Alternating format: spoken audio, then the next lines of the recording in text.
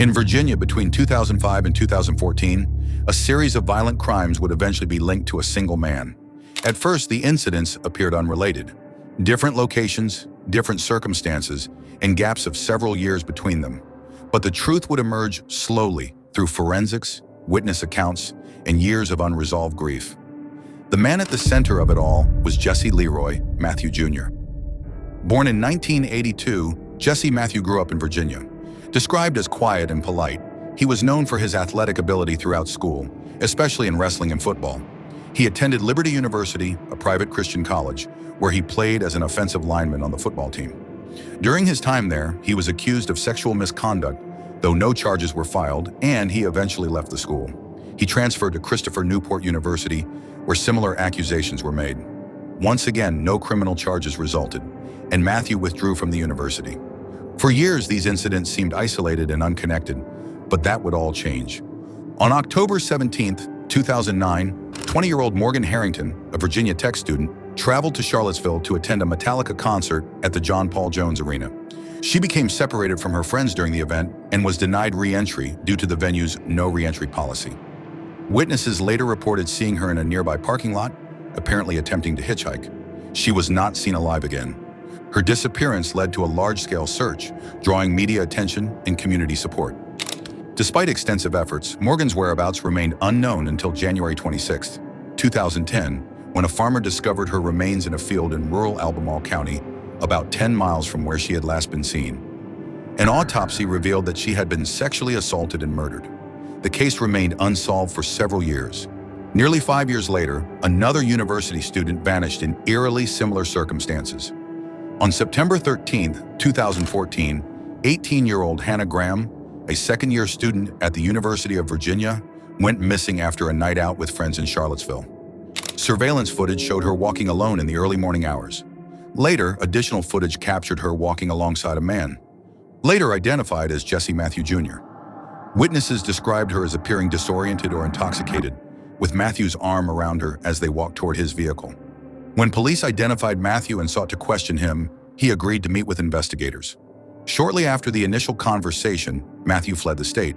He was located and arrested on September 24, 2014, in Galveston County, Texas. He was extradited back to Virginia, where he was initially charged with the abduction of Hannah Graham with intent to defile.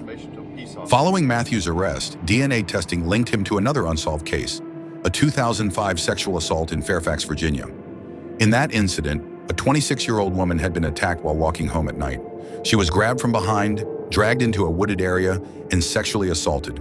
She survived and DNA evidence was collected, but no match had been found at the time. With a new DNA link, investigators began examining other cold cases.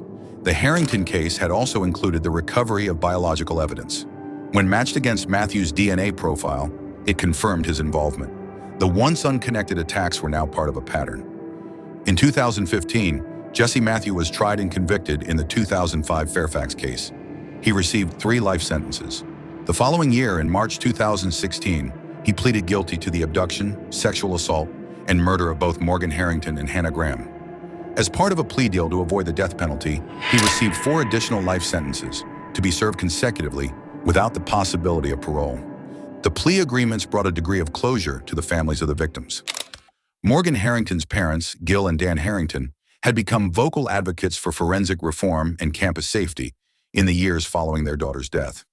Hannah Graham's family also expressed gratitude to investigators and hoped the outcome would prevent further tragedies. While Jesse Matthew never stood trial for the 2 sexual assault allegations made during his university years, those early incidents were heavily scrutinized in the public and media. Critics pointed to those missed opportunities as systemic failures, a lack of legal accountability and institutional response that may have allowed later crimes to occur. The broader implications of the case led to discussions about how sexual assault allegations are handled by educational institutions and how early intervention might prevent escalation. Both Liberty University and Christopher Newport University faced renewed criticism over how they responded to the allegations made against Matthew, though neither was found legally liable. In 2019, it was reported that Jesse Matthew had been diagnosed with stage 4 colon cancer. He was transferred to a medical unit within the Virginia Department of Corrections to receive treatment. His condition did not change his incarceration status. He continues to serve his life sentences. The cases of Hannah Graham and Morgan Harrington are often cited in discussions about the importance of forensic databases and the role of DNA in modern investigations. After his arrest, Matthew's DNA was retroactively matched to crimes he might have been linked to, suggesting that earlier collection and analysis could have accelerated the investigation. In response, there were renewed calls for the expansion and proper maintenance of DNA databases, particularly in cases involving sexual assault.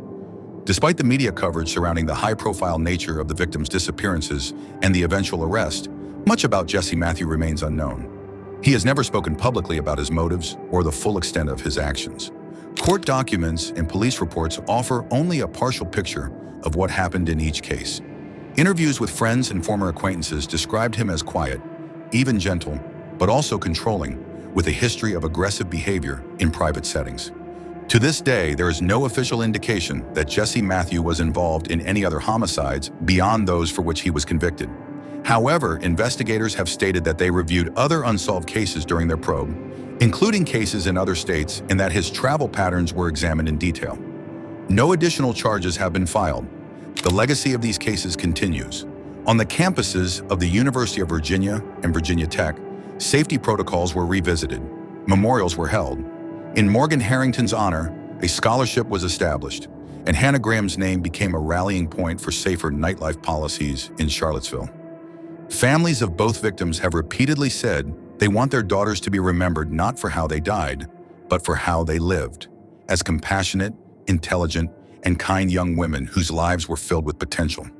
For those who followed the investigations, the connection between the two cases, 5 years apart, different universities but the same offender, became a chilling reminder of how long a predator can operate undetected. Jesse Matthew Jr. is now serving 7 life sentences. He will never be eligible for parole. Though the legal process has concluded, the broader conversations sparked by these tragedies continue. Survivors of assault, advocates for legal reform, and families of victims across the country continue to point to these cases as examples of why systemic change is still needed in how we handle accusations, support survivors, and use evidence to connect patterns before it's too late. While the harm done can never be undone, the hope remains that by understanding how these cases unfolded and how they were eventually solved, future tragedies might be prevented. For more deep dives into disturbing real cases, subscribe to the Grim Crim Vault.